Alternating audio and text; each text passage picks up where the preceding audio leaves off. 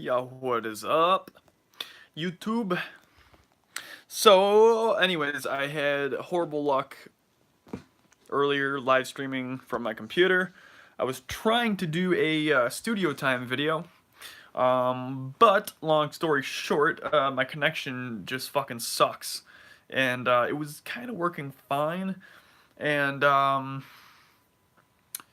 the basically like the internet or the cable company, whatever you want to call them, the provider, my mother and sister were having issues with the internet, so we got the guy over here from the provider, and he basically said that we had like I think we were getting too much. What was the word? Not too much speed, but basically I guess there was like too much data or something. I don't know what the fuck. But basically, there was like we were getting more than we should have, which, in my opinion, that doesn't sound bad. Um, I don't really know, but the whole cable slash internet provider, all that, it's such a fucking scam. I hate to say it, but it really is. You pay all this money for high speed, and I literally like I can't even get a fucking connection. So basically we got a new router, and my studio's in the basement, which again I've never had a problem with.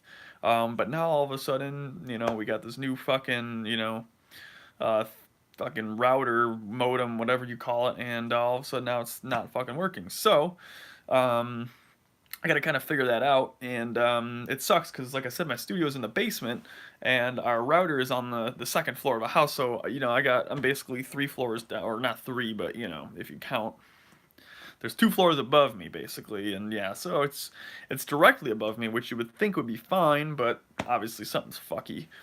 And anyways, I couldn't stream. I'm streaming from my phone right now, which always seems to work just fine. So hopefully, the stream isn't going to be long, but a little bit of an update. I've been going through all of my projects, and as you can see, that whiteboard next to me has got like lots of writing on it. And for the last couple months, I've been trying to compile new music for an album.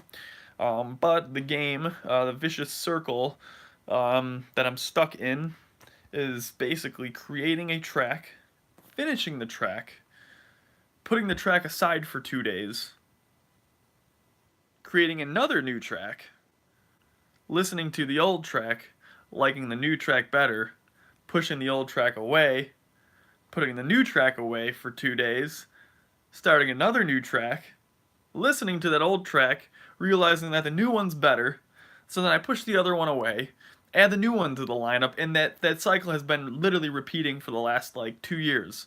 And I have so much unreleased music, and I was putting a decent amount of stuff out maybe like a year and a half ago on SoundCloud, but then I stopped because, again, I'm working.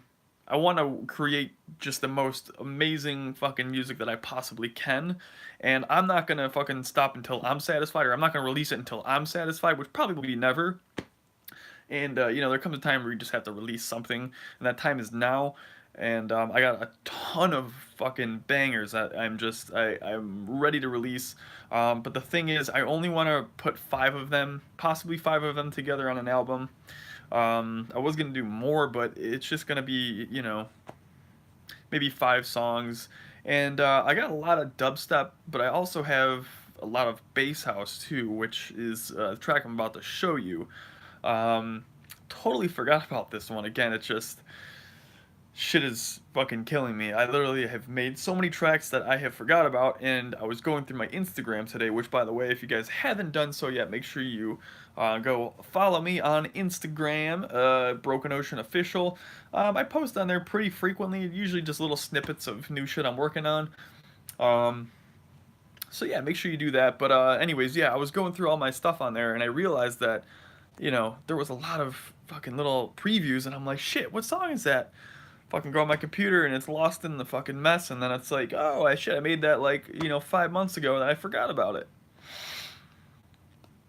So anyways, my point is, I am working on compiling, trying to find my favorite 5 songs that I'm going to put on this album. I've had this idea, obviously, for a very long time now, and I was posting stuff to SoundCloud, But then my bank account got hacked, and I got in the I think it was like last August my bank account got hacked, and I lost a couple $1,000s. I ended up getting it back, but I had to cancel my card, which was tied to probably like 40 monthly subscriptions, including SoundCloud. Didn't really think much of it because I had just way too many subscriptions to even like keep up with, and I forgot. So basically, SoundCloud was one of them, especially because at that point I haven't posted in a while. So basically, I let my subscription run up, and then like I think because I had so much stuff posted on there, wouldn't let me play certain stuff. I had it mostly, it was all like private shit. But then there was like all this weird shit happening with SoundCloud. It seemed like people's like music was getting erased and shit. I go on my SoundCloud, and sure enough, it was all gone. Then a month later, it was like finally back. But long story short, I haven't re-upped to my SoundCloud, just because again, there's no reason to fucking pay for it if I'm not gonna be releasing anything yet. But in the next month or two, I'm gonna say probably I want to do this as soon as possible. But again, my whole issue is just quality. Um, I hate releasing like a quantity of music, even though I do have a huge quantity of music ready to be released. I'm not the type of person. I just want to release anything, because I don't know. My whole thing is trying to build, a solid foundation, and I literally only want to put out fucking shit that's good. Not saying that my shit's the best. I mean, to me, I think it sounds pretty decent. Hopefully, maybe some of you guys will like it or dig it. You know. But yeah, I guess like I said, my whole thing is trying to build a foundation, and I guess I'm afraid of like putting out shit music. And I mean, I'm confident, that's the thing. I'm confident in my work, but I don't know. Again, this vicious circle, whatever you want to call it, I'm stuck in. And yeah. So, anyways, yeah, I'm trying to find at least like around 5 of my favorite tracks, and I produce in many different ways, and sometimes like the my favorite tracks are the ones that I just literally sat down and within like 2 hours, it's just like I just worked and it just came out of nowhere, with minimum effort, and not all of them are like that. Some of them are kind of forced and it doesn't end up working out, but this is one of those. This is one of those. I just kind of sat down and besides Serum, obviously Serum is like my favorite plugin, but besides Serum, I love Nexus. Nexus 2, whatever it's called, by ReFX. It's super expensive, but it is super fucking amazing. And I know a lot of you guys probably think like, okay, it's all presets and stuff, but they're there for a reason. And my favorite fucking thing from Nexus is all of the arpeggiators and arpeggios, whatever you want to call them, or sequencers, because they are just so fucking like, I don't know, you can't make patches like that. So that's my whole theory or thing, about Nexus, is that maybe you could make patches like that, but they are so unique and so one of a kind. And it's cool that you can actually go in and adjust all of the layers, and you can actually like make them fucking unique in a way, and I think you can save them too. So I use Nexus a lot, but yeah, it's just this was one of those things where I was just fucking around with like new Nexus patches that I got, and just fucking worked. Spin around here. I'm actually also again in the process of kind of cleaning my studio up. Um, I don't have a super big area here, and so there's only like maybe 3 or 4 combinations of arrangements that I can possibly do. I used to have my computer and my fucking case on the other side, but then I decided to move it over here. Then I moved it back, and then I moved it over here. Then I moved it back and flip flopped them, and then I moved it back over here. And it's just like I'm sick of all the fucking arranging. And there's, like I said, there's only like so much shit that so many different ways I could put everything. But the thing is, a little tidbit for you guys. Coming up with new arrangements. The reason I do it so frequently, or at least try to, is because it's a weird psychological thing, but it actually sparks creativity. So I said that weird. But yeah, like working with new setups or new arrangements, you might not, you think it sounds stupid, but try it. If you're working at the same setup, or working with the same setup, that maybe for a long time and you've never tried something new. Not saying go buy expensive equipment, because I wouldn't fucking do that. The only reason I have a decent amount of equipment is because I used to work at Guitar Center. So Anyways, but yeah, you don't need a lot of equipment. You just need to fucking, you know, you need to maximize the efficiency of your setup. And I've always been like a minimalist when it comes to like, you know, creating music. And I'm comfortable with what I have. But again, you know, when you're just working at the same exact spot, you know, the same setup and everything, you'd be surprised. Like it actually, like, you know, you start to not come up with shit and start to get not bored with it, but it's weird. So if you're having like writer's block, literally like your studio or your setup, wherever you work, even if it's just in your bedroom and you're working at a desk, try moving shit around, and you'd be surprised how fucking much of a difference it makes. It just, I don't know what, it's just a mental fucking thing, but it works. All right, I'm gonna shut the fuck up and so yeah, this new track that I'm about to show you, I made it about a month ago, 2 months ago, probably 5 months ago. It's quite a while ago, not super long, but it is a bass house track, future house, whatever you want to call it, and yeah, I think it's a fucking banger. It's only like 3 minutes long. It's not like a super long track, but I try to make it like, I don't know. I didn't want to make it too long and drawn out. I just wanted to be boom, like, you know, build up, drop, you know, break, build up, drop, and, you know, just kind of, and I don't know. Fucking, here, I'll play it for you guys, and you be the judge. Hopefully this sounds okay. I guess I'll do this again. I'm streaming from my phone. Ooh, there's filters. Let's make this look cool.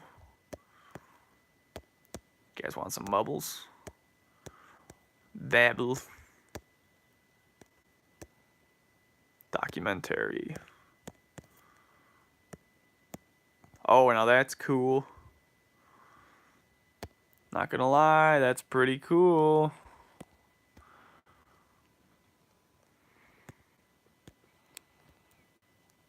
Okay, I'm just gonna fucking stop. Alright, so, anyways, this is it. Hopefully the sound quality is okay.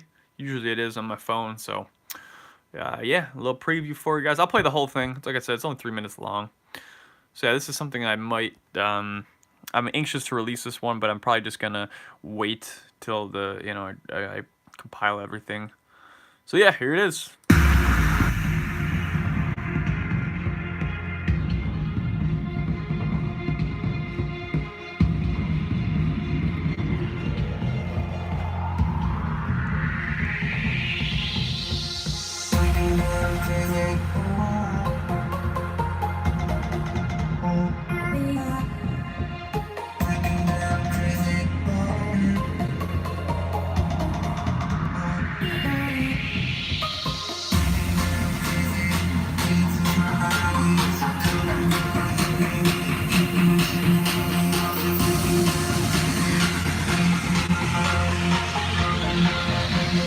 What you gonna do with it?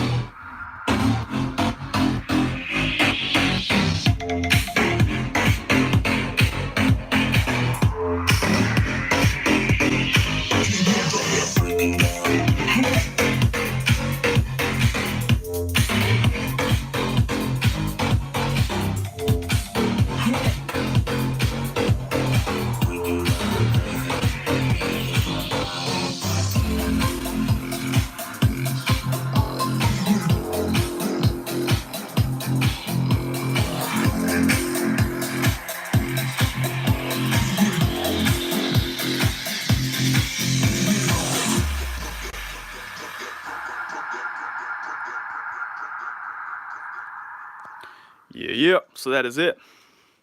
Um, yeah, you know, it kind of has like in a way, I hate to like, I don't know, I hate to like say like music sounds like, you know, so and so, just because, you know, I like my music to sound like myself. Um, but it's got like a, I don't know, in my opinion, I think it's kind of got like a Chami, I don't know how to even say it. I sound like a fucking idiot, but Chami. I've never really understood. I never really knew how to say it, but you guys know what I'm talking about.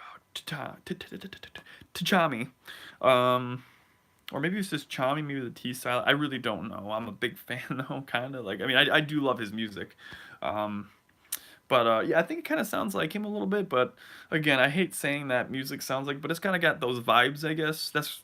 I don't want to say that's what I was going for, but I just kind of wanted something simplistic and but that really like kind of hit hard, and I do have a little bit of work left to do for this track. I actually got to master it, which literally takes me 2 minutes. See, now here's another little tip for you guys too. Obviously everyone's got different like methods and different procedures for producing, you know, from start to finish. And you know, I was always, when I first started, I was always kind of, not, I don't want to say by the books, but I always thought that it had to be a certain way or it wouldn't, you know, work. And what I have found out from just years and years and years of producing and just having Ableton Live and messing around, you know, and experimenting and all this stuff, you know, the tracks that I've made and mastered that have sounded the best have the least. So like, you know, you can watch all these videos on YouTube for mixing and mastering, and that's great because it gives you an idea of what it is. But my whole thing is that you don't always have to do it that way. And as long as your track sounds good, it doesn't matter how you get there. That's my whole outlook. And literally, I'm gonna show you a little secret here. So literally what I do right now, I mean, I think this track sounds pretty good. Obviously, you know, there's gonna be some issues if I just export it like this. The low end is not in mono. I usually just throw, a utility. Um, Again, I do apologize about this quality, but I do want to show you guys this. So usually what I do, I'll throw on my master, I'll throw a utility with the the bass mono, and you can even solo it so you can hear, you know.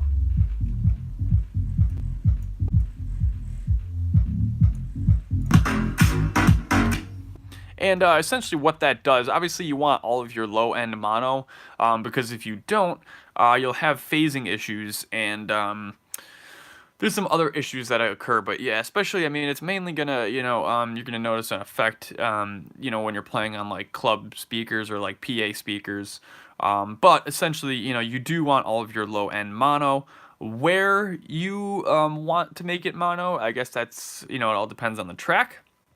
And there's a million different ways to do this. And the way I used to do it, I found to just be too, again, by the books, and it was too, every song didn't match, and what I did, I had a chain that basically was three multi-band compressors split into, low, high, mids, which is fine. And then, the low would be mono. And then I would have a compressor on each band, and then, I mean, it works, but what I've found to work the best, this is like my starter mastering chain, and it seems to work pretty damn well, and it's super simple. And again, so the thing, my advice with mixing, well, not even mixing, just mastering, or I guess finishing a track. What I tried to do when I first started a track, I'm not going to spend a million, I'm not going to spend like hours and hours trying to fine tune one thing right from the start. But obviously this is my raw project file with all the MIDI tracks and audio tracks and stuff. And obviously audio is going to sound a lot better. It's going to use a lot less CPU, and it's just going to be a lot more consistent than MIDI. So normally, I would either bounce everything down to audio or just create stems, which a lot of you are probably familiar with. Usually when you do remixes or whatever, they will give you the song stems, which is basically just a consolidation of each instrument, or group of instruments. For instance, you got drums, you can have your bass line, you could have your sub bass, your leads, or synths, vocals, effects, I mean, you could really make it whatever you want. But normally, I would sometimes, and again, it all depends on the track. I would just bounce everything down to audio, throw it in a new track, and then, give it a quick master. And mastering can be whatever you want it to be. That's the thing. A lot of people, again, are so by the books and think that mastering has to be a certain way. But again, it's whatever you want it to be. And, again, it doesn't matter how you do it, it just matters that the song sounds good. Um, so what I like to do, and this is like usually like my step one before I get too crazy trying to fine tune like the master and everything. So I have like a default template of Ableton that I kind of created, and it used to be very complex with all these return tracks and shit. But actually, yeah, you can see they're actually still there. But I don't use those, to be honest, and I used to kind of run everything through like a pre-master, which again was just like some saturation, some compression, and just like a couple other effects. It really, again, it was just all, per track kind of. But it just, I found that to be too much work, and I really wasn't getting the results I wanted. So normally what I do on a regular track, I'll just throw a compressor or a low end mono utility compressor and a limiter. And then, like, I'll usually, when I finish a track, or even if I just want to listen to the progress, I'll turn all the tracks down like 20 dB, just, quickly compress it and throw a limiter on it, just to kind of, keep everything kind of level and, obviously keep everything from peaking. And then I'll listen to it. Sometimes it sounds good, sometimes it doesn't. But then usually, I'll kind of use that, as I go. And then after I finish a track like this is basically done, I have this mastering chain that I created here.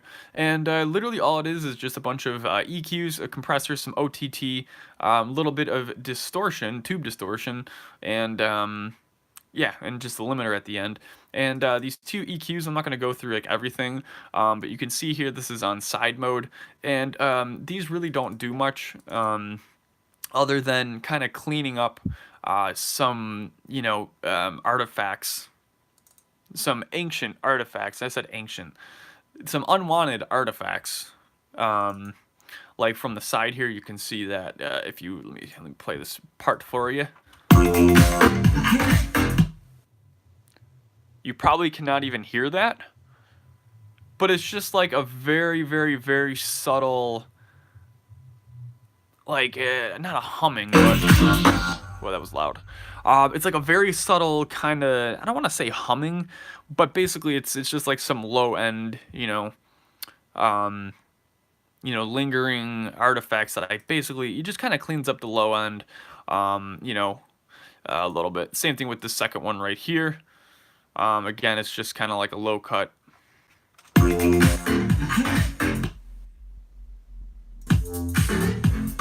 So yeah, it's basically just cutting out the muddiness. Right around like 40 hertz. And again, sometimes I will adjust this, but this is usually my starting point. The thing is, on every track, I actually have like a preset here. The human ear can only hear down to like a certain point. I believe it's like 20 or 30 hertz. Everything below that is all feeling. But just because you can't hear it doesn't mean it won't fuck up your mix. So basically, I have this auto filter here, which is literally just a low cut right at 26 hertz, as low as it goes. And you're not going to notice a huge difference, but I usually throw this on every track, or at least have an EQ cutting out the low frequencies. Just a very, very, very slight roll off at the bottom, spectrum, bottom of the spectrum right there. And it just literally just like a D-mud, type thing. So that's pretty much what this EQ is doing. Again, I'm going to go back and adjust that later, but it definitely does help. And then I got a compressor. Obviously this ratio is kind of, it doesn't really matter, but actually let's go ahead and do this too, because let's see here. So I actually got to turn everything down too, and that's another huge thing. Turn everything down. If you want a loud mix, turn your tracks down. And another little tip for you too, if you use groups in Ableton, you can definitely turn down the parent. I like to call it the parent just because It's like kind of like a coding thing, I guess, and that's like kind of what makes sense to me. So you got the parent, and then you got the child. It's just like a folder, and if you're into coding or whatever, or scripting. But yeah, I like to call it the parent group because it just makes sense. So the parent, you can turn it down, but the thing is, what I've noticed is that if you have tracks, if you have child tracks, which again are just tracks inside of a group, that's what I call them. If those are peaking, yeah, you can turn down the parent track or the group track. But the thing is, you're basically just turning down a um, a clipping a clipping signal. So I guess my advice for you guys, and it works really amazing, really well for me, is try to turn your gain and volume down from the source. So for instance, if you're clipping, like let's say like this Nexus track was clipping, instead of just turning the track down, what I actually do is go into Nexus and turn down the main output because this is where the sound originates from. And if I have this volume cranked up all the way and I'm like literally clipping, the red full every single hit, I can turn the track down, but it's still clipping. You're just making a clipping signal quieter. So what I like to do usually, and again, this is more so like some fine tuning, last minute stuff. I mean, hell, even when I start, I try to go through and just make sure that every plugin or every sound that I use, I leave tons of headroom. Because it really does, it makes sense and it'll just save you in the long run. So anyways, yeah, you want to turn everything down, and you know my rule of thumb is that I want to leave in the master. You should have at least like negative 12 to negative 6 dB of headroom, because then you can obviously bring everything up with effects, especially if you use like OTT or like some tube distortion. um, you know it, it will bring everything up, and it'll make everything sound clean. Because again, like I said, if you have a clipping or a peak, yeah, clipping signal at any given point in your track or any track, whatever, again, you can turn that signal down. But if it's clipping, from somewhere within the group, you're not really fixing the problem. You're just making the problem quieter, if that makes sense. It's something, again, I've been going by this for quite some time now, and I kind of just, after trial and error, it was kind of like I don't want to say a conclusion, but it's something that I kind of just, it made sense in my head. I was just mixing and getting ready to mix and master a track, and I realized that, especially with the drums too, drums are very tricky and you have to be careful. So if you go to my drum rack here, you'll actually see that what I did, um, I don't know where it is. Oh, these are fucking, yeah. But anyways, normally what I do, I think those are like loops from one of my packs. I like bounce them down. It's usually what I do. That's another thing. Make your own sample library. For sure.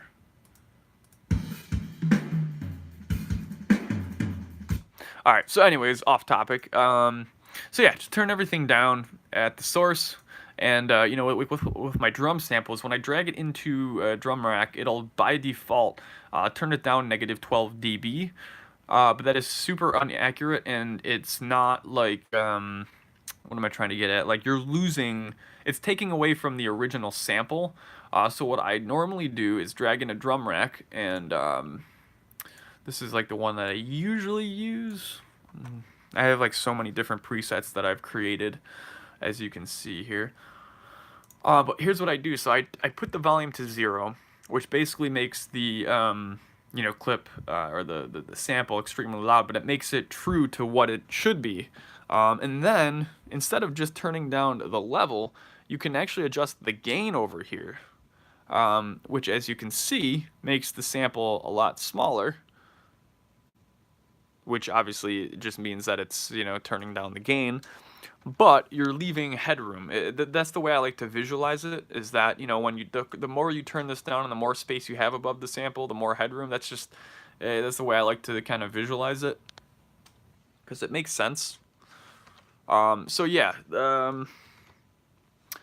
so I usually do that, and then sometimes I'll mess with the velocity, the volume parameter here, which basically means the harder the velocity, the higher the volume.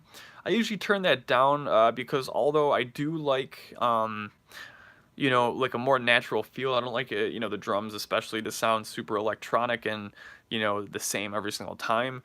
Honestly, with a kick and a snare, you do want them to be consistent, so I just turn that down to 10, and then sometimes with my hi-hats, I'll crank it up, so basically the velocities, you can make it sound more realistic. But yeah, that's just kind of a little tidbit for you. Getting off topic here, but yeah, so anyways, go ahead and just play a little snippet of the drop here.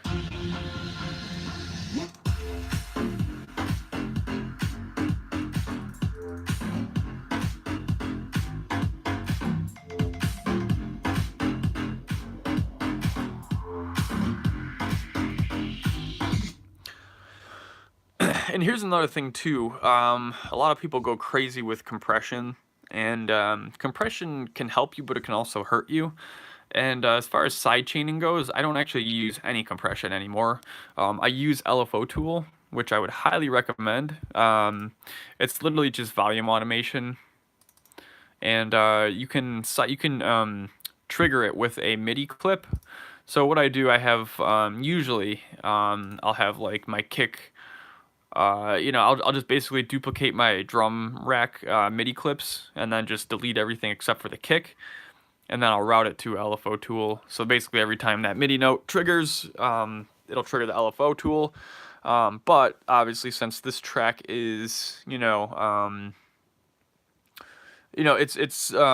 what do you want to call it? Four to the floor? I don't know. However you want to fucking classify it. I don't know what the term is, but basically it's just a pounding kick drum. Every fucking beat. There's nothing. There's no complex drum beat. So I just basically put the rate to quarter note. So basically it's just side chaining on the fucking beat. But yeah. So yeah, compression, and again, be careful. You don't want to use like too much of it. And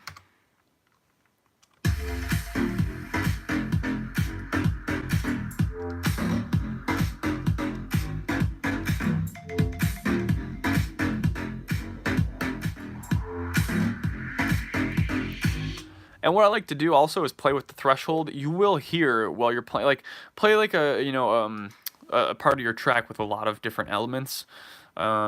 And then basically just take like the threshold and then drag it down, and you'll notice that the mix will get louder and then it'll get quieter. You want to basically, once it starts getting quieter, that's just all that means is that you are squashing your mix, and you don't want that. So you kind of like, find that, just the happy median.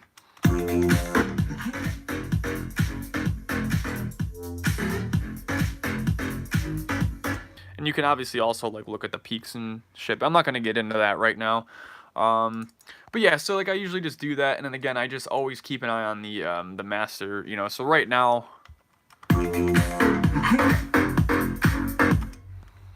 actually I gotta turn this down. I forgot to turn this down. This is very difficult. I forgot I never turned it down. So right now I think it's at -12, but I like to turn it down like a little more than that.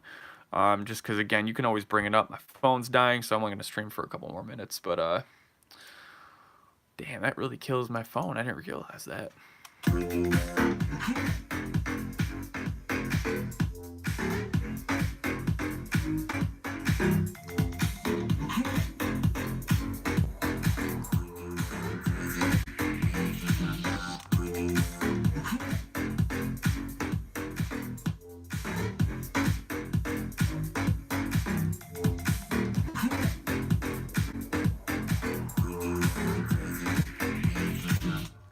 And you can also adjust like your knee here, which is basically just how harsh the compressor is.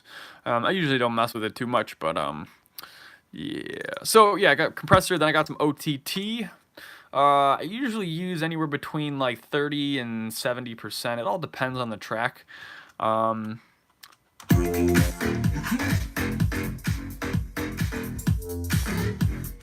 But you can just hear like the before and after. It really, really, really adds so much power to your mix.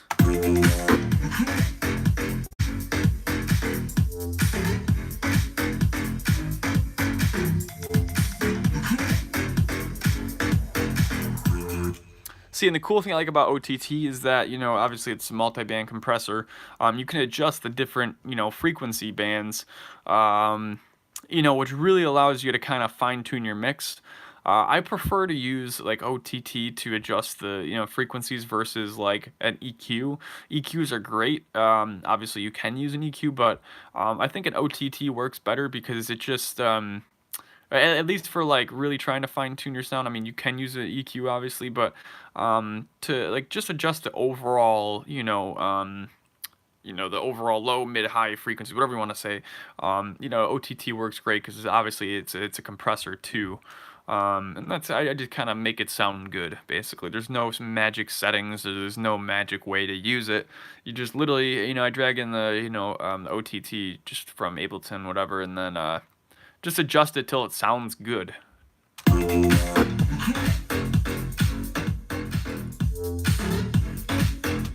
So I think that sounds pretty good. I can even back off a little bit because I do have some distortion here. A little bit of tube distortion. I literally only add anywhere between like 5 and maybe 15%. I'm close to 0 dB, which again is fine. So yeah, you might be able to tell the difference. Probably not because it's on a phone speaker. But yeah, definitely adds a little bit. Again, this tube distortion. There's a lot of different presets and different things you can do. But I just drag in. It's called a bit warmer. And again, it just adds a little bit of, it literally does add a little bit of warmth to the sound, kind of. And then I got another EQ, just kind of cleaning up the, the side here. Kind of hear it. Actually, you guys probably can't even hear that. Maybe you can. Let's see. If I put it right there. It's literally just like a humming. And yeah, it's just something unwanted. So I literally just threw it out there just to kind of clean it up a little bit. And then I got another compressor and this is, pressure compressor has a super low ratio. This is kind of just like a last, like just to kind of even everything off, make everything nice and level and to basically tame any peaks.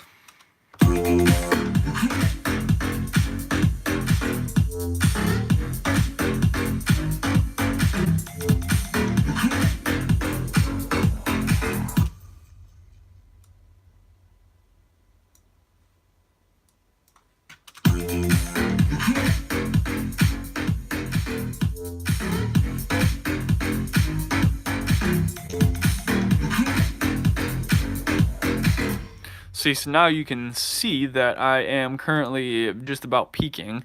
So again, you just got to be careful. Just make sure you don't peak.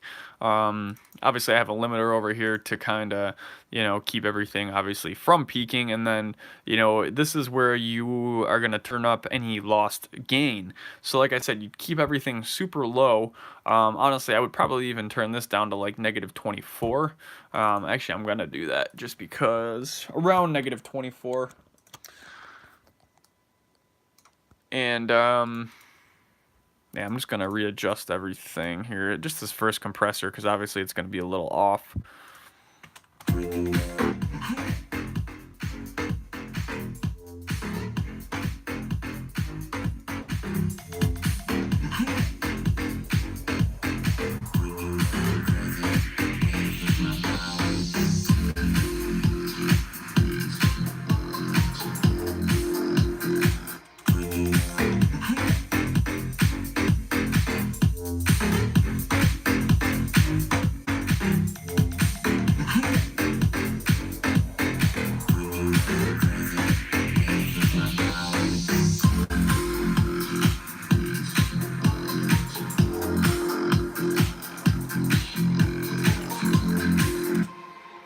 Another little cool trick for you guys too. You can also, most like on like compressors and everything's done in like milliseconds. A little cool thing here, what you can do if you want to like, convert that to like a quarter note or something, you can go to your timeline here, and let's just say from 33 to 34. obviously there's 4 bars. So 1, 2, 3, 4, 4 beats, whatever you want to call it. 4 beats in a bar, or 4 beats in a measure, or 4 bars in a measure. There's a million different ways to say it, but what you can do is highlight this, and you'll see right at the bottom over here. It'll give you, it'll give you a duration. It'll tell you what it is basically. So, you do this. You see that's 1 bar. There's 2, whatever. So a whole bar, you can see, is I can't even see that, 1.875 milliseconds, or yeah, 1.85 seconds or whatever. And then yeah, if you highlight one of them, you'll see that it's 469 milliseconds. Yeah, that makes sense. So basically, you can, so 469 milliseconds. You can go to your, compressor, and let's just say you wanted the release to be 1 bar. You could type in 469 milliseconds, and that is now, or I'm sorry, a quarter note. That would be a quarter note. 469 milliseconds. So now this compressor has a quarter note release.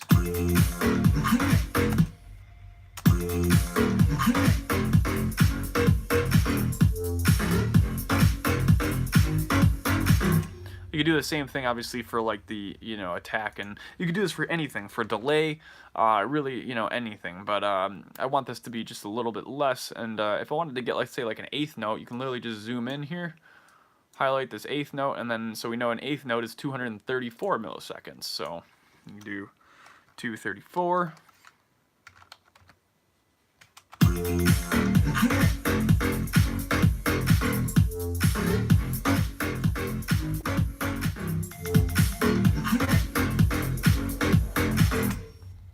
So yeah, and then again, this is just a super quick, cleanup, but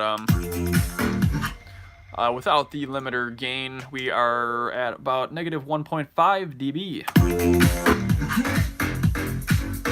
Actually, more like -1. So then basically any lost gain, anything that you're negative, you just turn up here. And usually my rule of thumb is to wait till I see a little bit of gain reduction.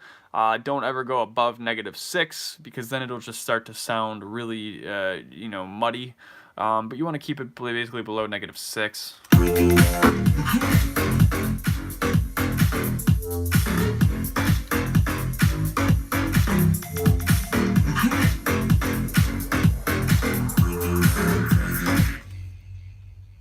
And then obviously do the before and after comparison. So we'll start it, I don't know, we'll just do it right here. Hopefully this ain't too loud. Oh, you guys can't even hear that. There's before, and then after.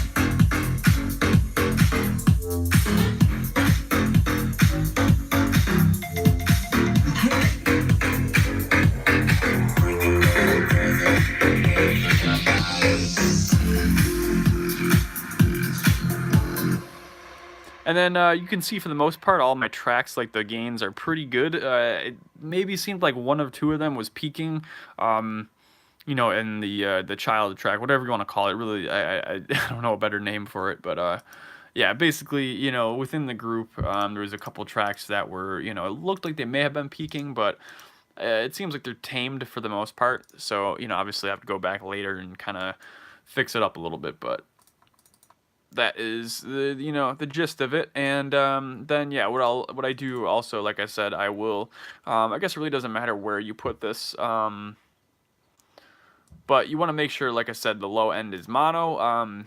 Sometimes what I like to do is so that it doesn't interfere with any other sounds, because there are some sounds, like some basses and stuff, that do have some frequencies in the lower, or some characteristics, or whatever you want to call it. I'm trying to think of a better word. But yeah, there are some sounds that do have, yeah, there are some sounds that have sounds. Yeah, that makes sense. There are some sounds that do have some, elements that are like kind of crucial and that are like lower frequency, I guess. And what I've noticed before is that sometimes, you know, in a couple of tracks, I've threw this bass mono thing on the master, and it takes away from the stereo width because some of my basses or other sounds, you know, dip into the low frequencies, and you know, although I want those to be wide, they get, you know, cut. So sometimes what I'll do is just throw this on the specific tracks that I want to make mono, but it's definitely very important.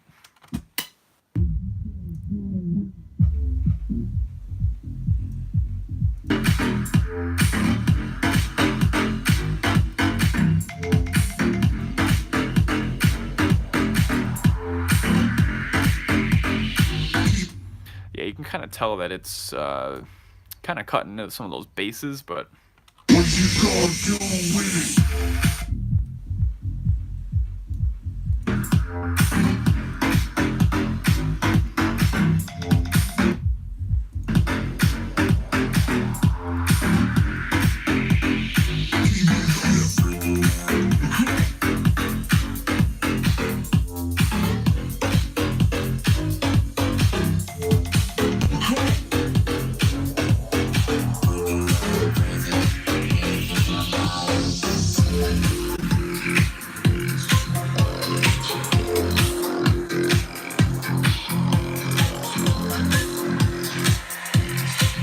I almost went to go like spin like I was DJing, but that was weird. But yeah, so anyways, my phone's about to die. I got my plug right there though, but yeah, I've been streaming for like 50 minutes. So yeah, anyways, I don't know what the point of that stream was, but anyways, that is a new track. Hopefully maybe you guys learned a little something from it. Again, I apologize about the quality, but I just couldn't get my phone or my computer to work because of the internet. My phone's working fine, but I don't know. I guess, yeah, expect a new material coming soon. I got my card table set up over there, so I will be posting some magic shit too. Musician and magician. They're very similar. But yeah, we'll be posting some other videos. So make sure you stay tuned. And like I said, yeah, music will be coming soon. And you know, I did this a while ago, but I didn't have time. But now I do. So if you guys are interested in lessons, like actual, you know, one-on-one lessons, I did this, you know, a while ago, and this is something I wanted to get back into. But again, I just didn't have time. So now that I do, you know, I will be offering Skype lessons, which is usually pretty convenient. And you know, obviously, you know, like I've done before, basically whatever you want to learn doesn't matter. There's no curriculum. It's just kind of, you know, you tell me what you want to learn and I'll teach it to you, and then, you know, all that stuff. And you know, I've been using Ableton since 2011, I want to say. Obviously, I haven't really been taking it serious for 8 years, but I bought a launch pad, an APC-40, that's what it was. I bought an APC-40, and that's what kind of got me into producing. I was in a band, and I've been playing drums. I've been into music my whole life since I was like literally 5 years old, and probably even before that, but yeah, I think I got drums when I was like, I don't know. Anyways, I've been drumming my whole life, and I was in bands and stuff, and we wanted to record, so that's what kind of got me into recording. So basically, I started with, I believe it was, what the hell was it? No, was it Cakewalk? I don't know, Sonar Studio maybe? That sounds kind of familiar. It was either Sonar or like Presonus or something. I don't know if it was the same thing, but I started with that, and I bought like a mixer, like an actual mixer, like an audio mixer, and it didn't work because it wasn't, you know, at the time the USB ones didn't work as audio interfaces or whatever. And but anyways, I wanted to, you know, record my band, so hopefully this is charging. So so yeah, anyways, I bought one of those, got Presonus, and started messing around with it, and then I realized that there was like some built-in samples and shit, and so I just started like making techno. Like, it was really weird. Like, I've always been a fan of like electronic, or what do you call it? Electronic core, or I don't know. I'm huge like into metal and, you know, just heavy, you know, metal core and all that shit. But like Sky Eats Airplane, Icy Stars, Abandon All Ships, stuff like that. I always loved the heavy music with like the synths and shit in the background. So I basically wanted to do that, and I started dabbling with different like techno shit, and because there was like a bunch of weird like synthy techno loops or something that I found on my computer. So I started putting those together, and one thing led to another, and yeah, basically, um, actually, I think it was after my son was born. I think well, I was into producing way before that, but I think then what I did, I sold the mixer, and then and then I bought this interface. I still have it, and it barely works. Um, I actually have to use, so this is the headphone output. I have to use this for my left speaker, and I use the master for my right because the master left doesn't work anymore. But it's lasted me almost 8 years, so I'm very grateful. Um, but yeah, so that's kind of, yeah, so anyways, that's what got me into producing and shit. Forgot where I was going with this. Oh yeah, but basically about lessons, in case you guys are curious, my experience. That is it.